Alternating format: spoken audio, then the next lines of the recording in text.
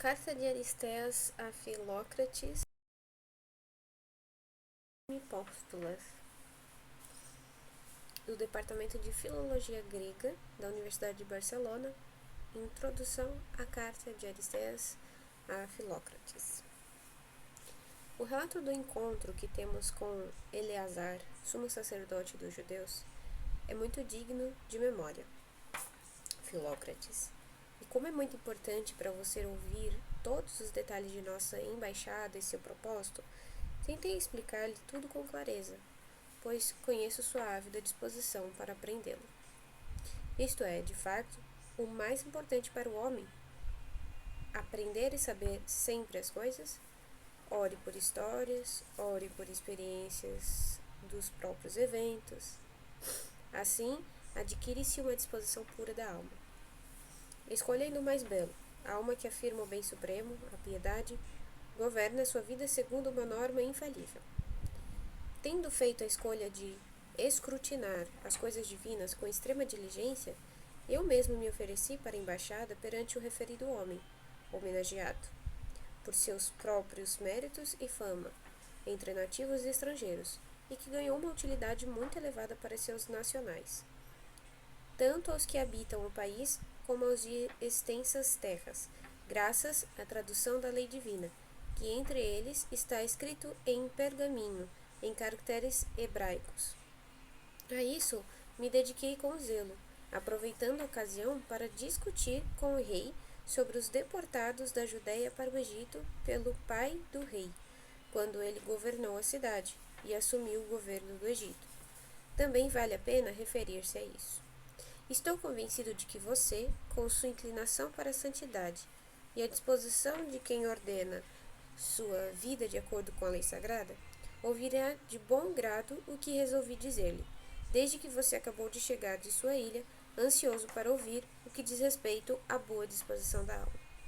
Enviei-vos anteriormente a respeito do que considerei mais digno de ser lembrado, um relatório que obtive dos mais eruditos grandes sacerdotes do mais erudito Egito sobre a linhagem judaica. Sendo teu amigo, para aprender tudo o que beneficia o espírito, força que faço participar todos os de disposição semelhante, mas em particular tu, que fizeste tal escolha, e que mostras as obras, não mais um irmão pelo sangue, antes pelo impulso para o belo, o de outro, eu mesmo. A graça do ouro, qualquer outro ornamento que os homens de cabeças vazias cobiçam, não oferece a mesma utilidade que a educação da cultura e as preocupações que a acompanham. Mas, para não incorrer em alongamento excessivo dos prolegômenos, em conversa fiada, voltemos ao fio da história. Responsável pela biblioteca do rei, Demétrio de Faleron recebia grandes somas de dinheiro para coletar, se possível, todos os livros do mundo, e ao fazer compras e transcrições, ele levou a comissão real a uma conclusão bem-sucedida no menor tempo possível. Tendo sido questionado, na minha presença, quantas dezenas de milhares de livros existem, ele respondeu: mais de 20, ó rei, e eu me esforço para completar em breve o que está faltando para os 500.000. A propósito, também me foi anunciado que as leis dos judeus são dignas de transcrição e de estar em sua biblioteca.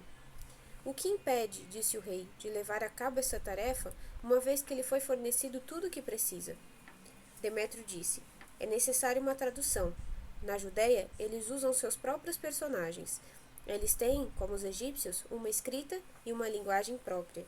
Sabe-se que eles usam siríaco, mas não é verdade, é algo diferente. O rei, depois de ter recebido notícias oportunas de tudo, ordenou que o sumo sacerdote dos judeus fosse escrito para levar o projeto a bom porto.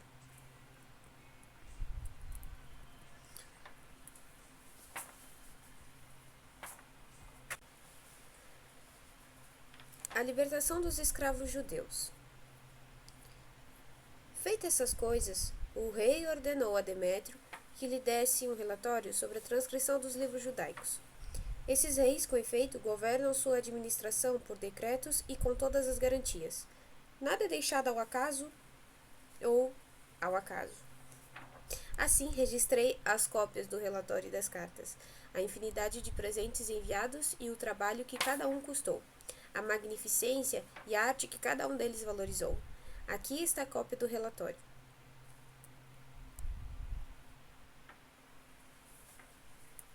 Ao grande rei de Demétrio, de acordo com sua ordem, ó rei, com relação aos livros que faltam para completar a biblioteca, como devem ser recolhidos e a conveniente restauração daqueles que foram maltratados por acaso, depois de cuidar de mim, e não levianamente, de tais assuntos, venho apresentar o seguinte relatório para sua consideração.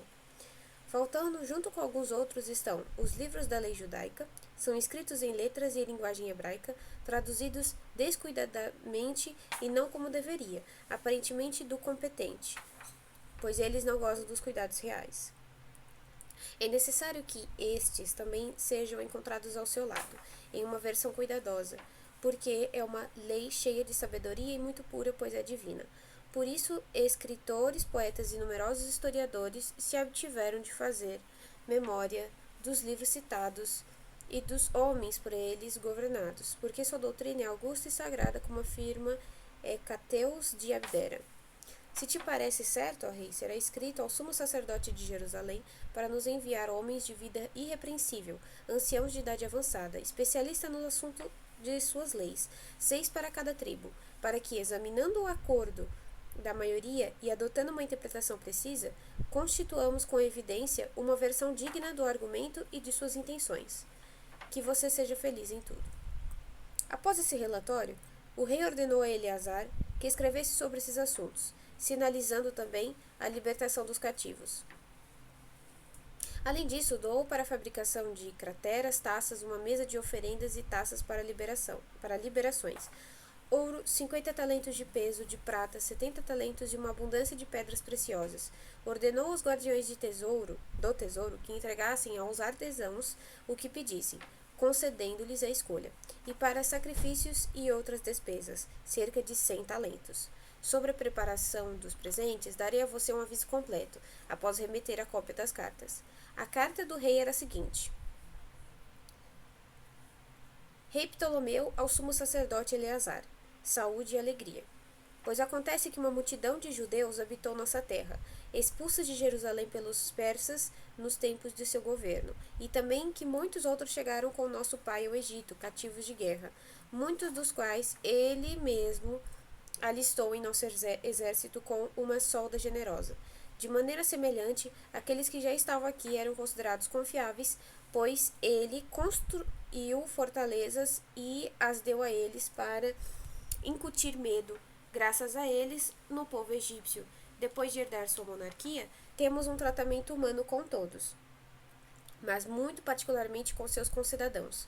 Libertamos mais de 100.000 prisioneiros de guerra, pagando a seus proprietários o justo preço em dinheiro, e se algum mal tivesse sido cometido por causa do ímpeto da turba, reparando, convencidos a agir de maneira piedosa e a fazer algo que agrade ao Deus Supremo, que preservou nossa soberania em paz e com grande glória em todo o mundo. Colocamos aqueles que desfrutam da idade avançada no exército, colocamos aqueles que são dignos de estar conosco como confiáveis da corte, à frente de certas missões, querendo fazer algo que agrade a eles, a todos os judeus do mundo e seus descendentes.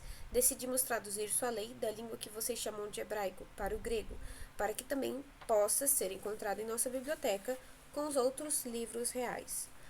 Fariam com magnanimidade e de maneira digna de nossa solicitude que escolhessem homens de vida irrepreensível, anciões conhecedores do direito, capazes de traduzi-lo, 6 para cada tribo, para que se descubra o acordo da maioria, desde que a investigação seja sobre algo da maior importância.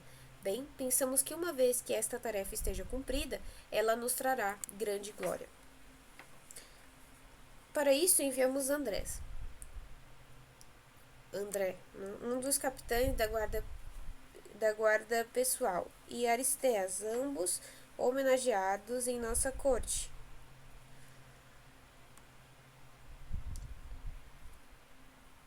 Para tratá-lo e trazer-lhe os primeiros frutos das oferendas para o templo, e para os sacrifícios e outras necessidades, 100 talentos de prata.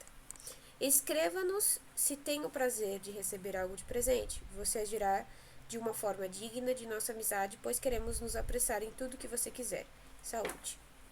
A esta carta, Eleazar respondeu dignamente o seguinte: Eleazar, sumo sacerdote, saúda o rei Ptolomeu, seu amigo no coração.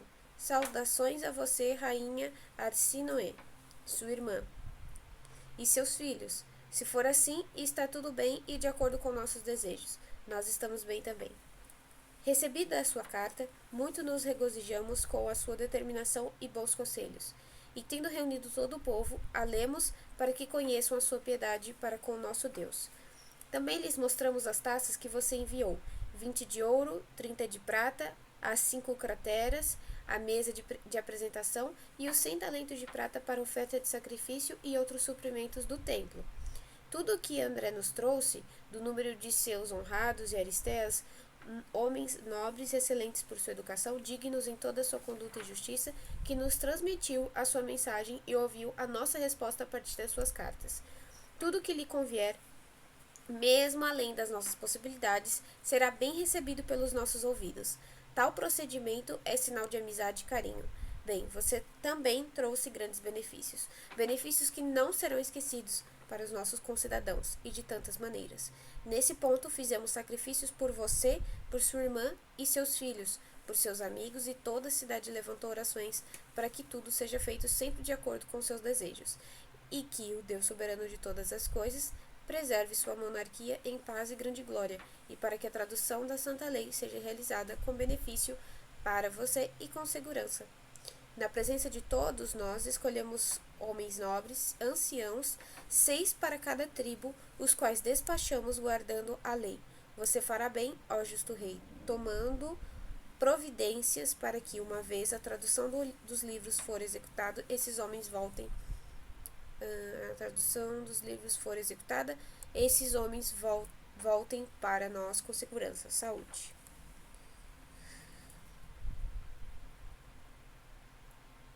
Descrição dos presentes do rei e a descrição de Jerusalém e de seus arredores.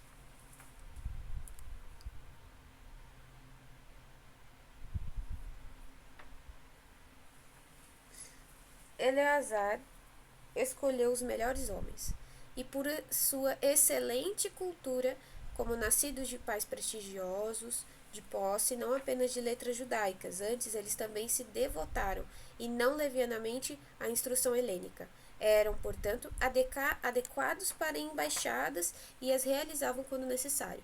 Tiveram grande talento para debates e interrogatórios sobre o direito, na busca dos meios adequados. Isto é o mais bonito. Hostis à grosseria e à ignorância do espírito, mas ao mesmo tempo muito acima de se acreditarem superiores ou menosprezar os outros, prontos, ao contrário, para o colóquio, para ouvir e responder a cada um de maneira conveniente. Todos acostumados a essas práticas e apenas neles desejosos de se superar. Todos dignos de seu patrão e da virtude que o adornava. Era óbvio como eles amavam Eleazar por causa da separação dolorosa, e ele os amava. Além de ter escrito ao rei sobre o seu retorno, ele fez muitas recomendações a André, e também me encorajou a fazer um esforço, o melhor que pudermos. Comprometendo-se a cuidar bem de tudo, declarou o excesso de suas angústias. Ele sabia realmente que o rei, no seu amor pelo bem, atribui a maior importância em chamar para o seu lado todos aqueles homens em qualquer país que são conhecidos por se destacarem entre os outros graças à sua educação e sabedoria. Ouvi dizer que costumava dizer, com razão, que, tendo ao seu redor homens justos e sensatos, possuiria a melhor salvaguarda de sua soberania, porque seus amigos lhe davam, com palavra de graça, conselhos úteis que eram os mesmos daqueles enviados por Eleazar. Ele declarou com juramento que não os teria deixado ir se qualquer outro serviço privado tivesse aconselhado, e que ele apenas os enviou para o benefício comum de todos os seus concidadãos, que viver bem consistia na observância das leis, e isso foi conseguido ouvindo muito mais do que lendo. Com tais manifestações e outras na mesma linha, ele mostrou sua disposição para com elas. Apologia da lei por Eleazar. Eleazar, depois de celebrar um sacrifício e escolher os homens, providenciou muitos presentes para o rei e nos dispensou, munido de uma grande escolta. Ao chegar a Alexandria, nossa vinda foi anunciada ao rei. Apresentados ao palácio, André e eu respeitosamente e amigavelmente saudamos o rei e entregamos as cartas de Eleazar a ele. O encontro com os enviados foi de grande importância para ele. Ele ordenou que todos os outros oficiais saíssem e chamassem aqueles homens, de tal forma que parecia a todos incomum, uma vez que era costume para aqueles que chegavam a negócios oficiais apenas no quinto dia, serem admitidos à presença real. E os chefes de reis ou cidades importantes somente depois de 30 dias acessaram a corte, mas, julgando aqueles que chegaram dignos de maior honra e atendendo à eminência de quem os enviou, despediu aqueles que considerava supérfluos e esperou, passeando para saudar os recém-chegados. Assim que apareceram com os presentes enviados e os preciosos pergaminhos sobre os quais a lei foi escrita em letras de ouro, em caracteres judaicos, era um trabalho maravilhoso do pergaminho e as juntas entre as partes imperceptíveis. Dificilmente o rei viu perguntou sobre os livros.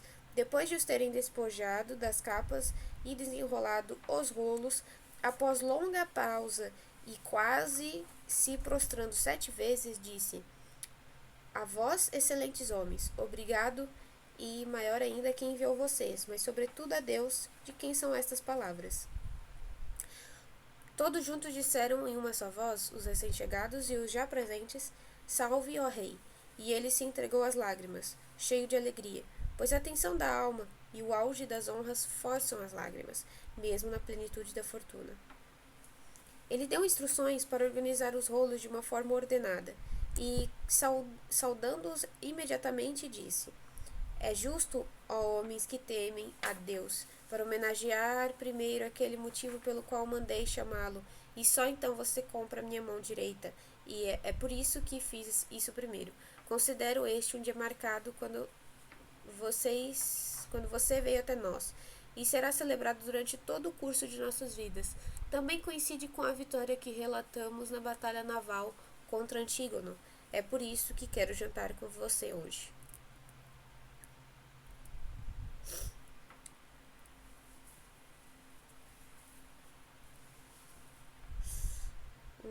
Cadê? Tudo será organizado de acordo com os seus usos, tanto para mim como para você. Eles mostraram sua satisfação e ordenaram que lhes fosse dado o melhor alojamento próximo à cidadela para providenciar o banquete. O grande mordomo Nicanor convocou Doroteu, encarregado de tais hóspedes, e ordenou-lhe que fizesse tudo detalhadamente.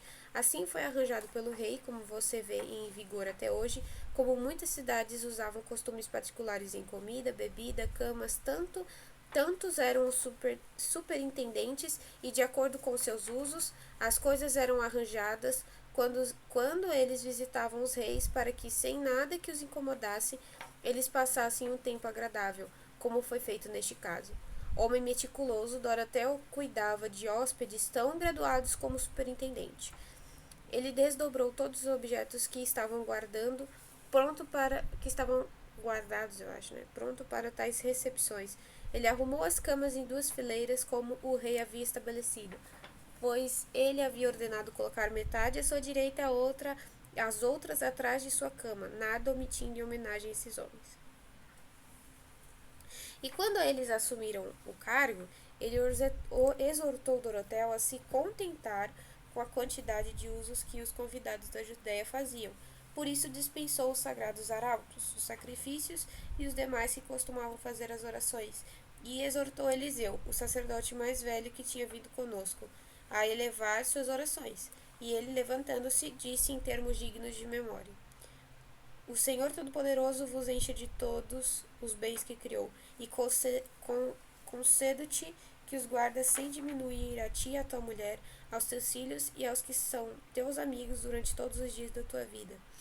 Depois de suas palavras, irromperam aplausos, com gritos e expressões de alegria, que duraram muito. Depois dedicaram-se ao deleite das iguarias preparadas. Servia todo o pessoal sob as ordens de Dorotheu.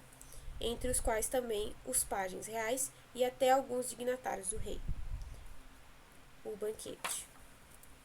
Depois de 3 dias, Demétrio os levou consigo e, após atravessar o dique marítimo de 7 estádios até a ilha de Faros, cruzou a ponte e, avançando em direção ao norte, reuniu-os em um casarão bem arranjado próximo à praia, de grande beleza e imenso em uma paz profunda, e exortou-os a terminarem a tradução, visto que estavam bem supridos com tudo o que precisavam. E eles a executaram, concordando em confrontos entre si em cada ponto. O resultado foi devidamente fixado por escrito por Demétrio. Até a hora 9, a sessão foi prolongada.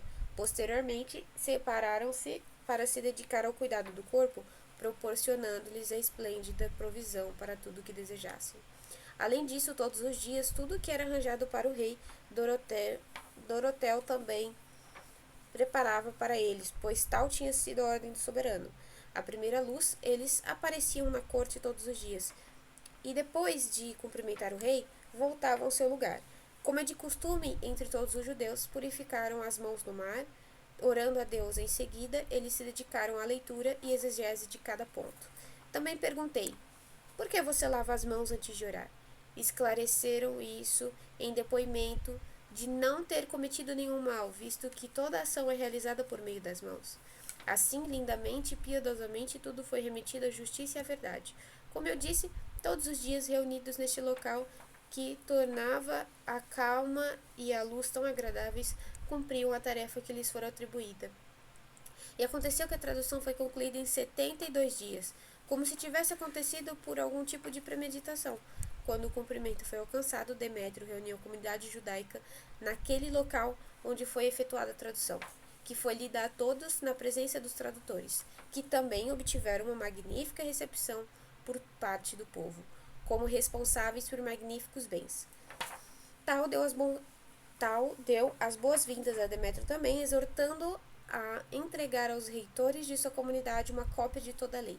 Depois que os pergaminhos foram lidos, os sacerdotes e os anciãos dos tradutores e os reitores do comum levantou-se e proclamou: visto que foi traduzido com beleza e piedade e com total exatidão, é bom que permaneça como está e que não haja a menor alteração.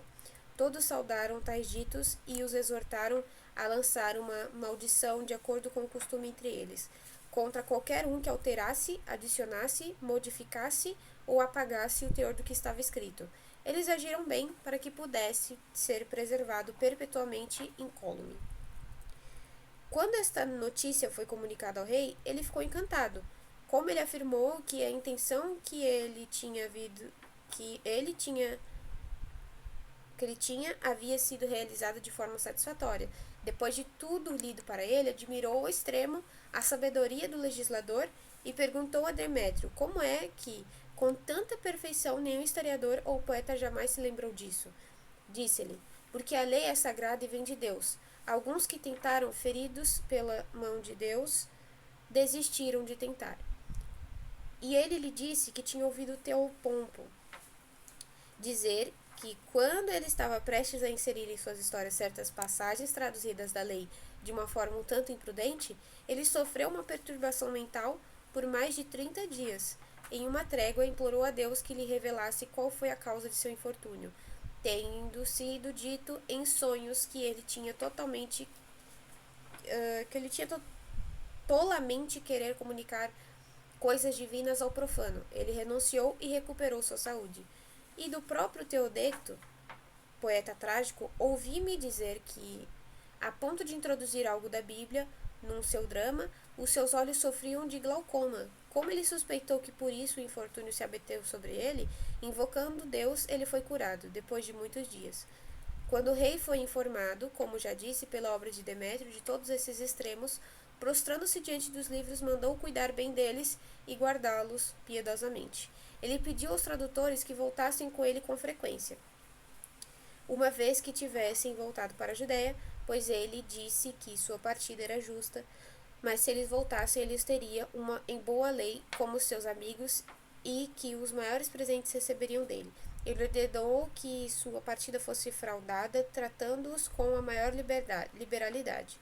A cada um deu 3 vestes dos melhores e 2 talentos de ouro, uma taça de 1 talento e coberturas para 3 camas.